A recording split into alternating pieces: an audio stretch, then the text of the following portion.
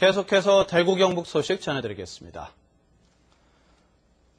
대구 경북 전 지역에 폭염특보가 내려진 가운데 오늘도 낮 최고 기온이 대구 37도를 비롯해 32도에서 37도의 분포로 폭염이 절정을 이루겠습니다.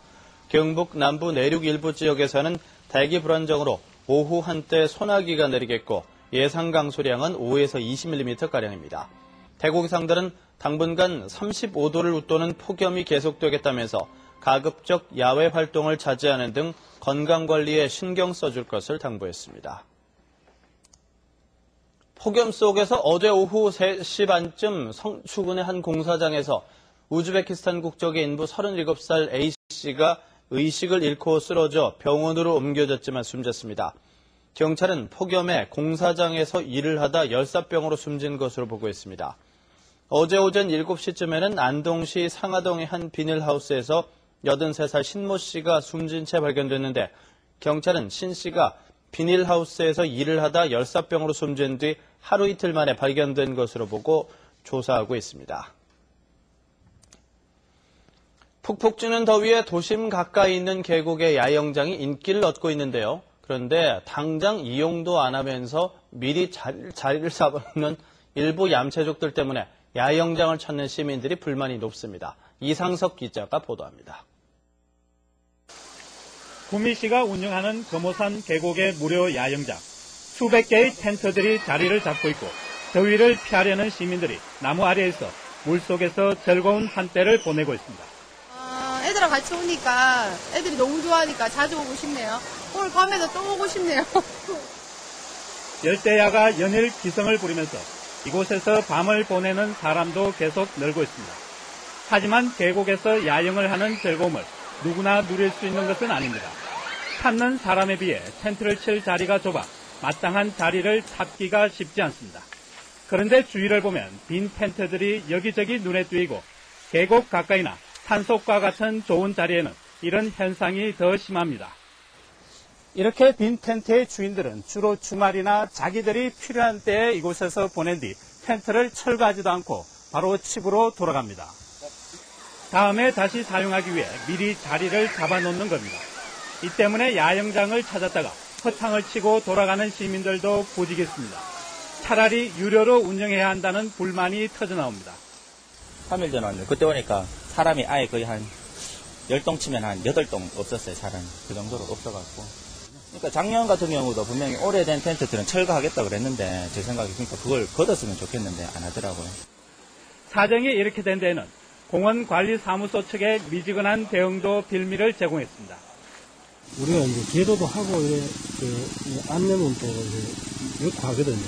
하는데 이게 사람을 잘 만날 수가 없으니까 여러 가지 문제점이 좀 많습니다.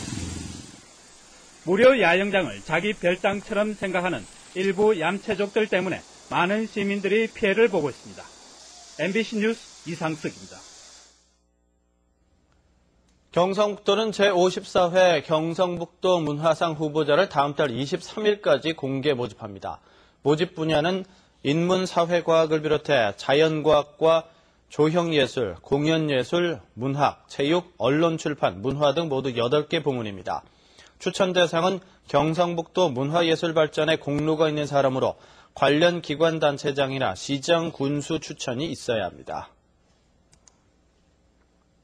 구미시가 120억 원을 투입해서 낙동강 오른쪽에 자전거 단방로를 만들어서 왼쪽에 국토종주 자전거 도로와 연결합니다.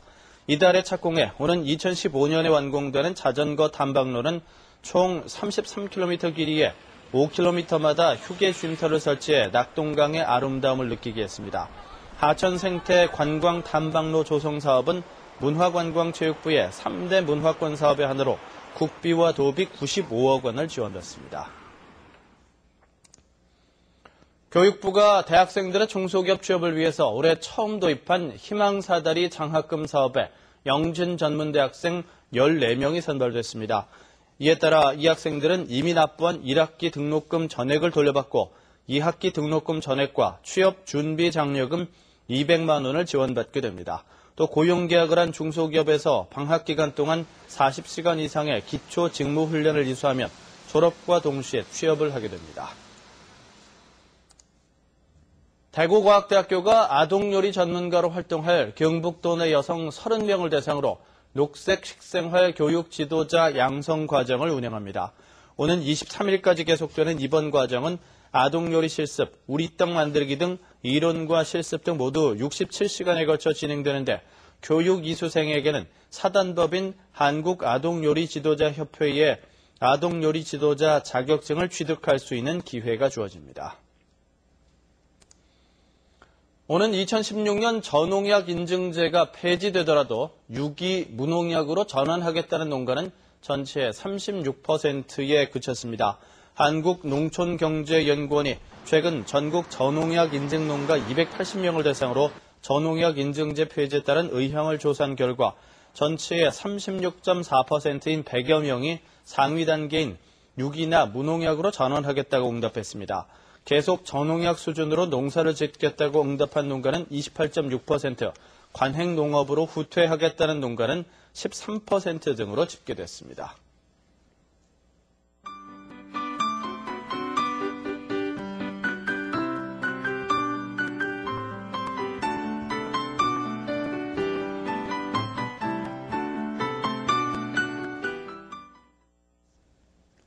MBC 생활뉴스를 마칩니다. 고맙습니다.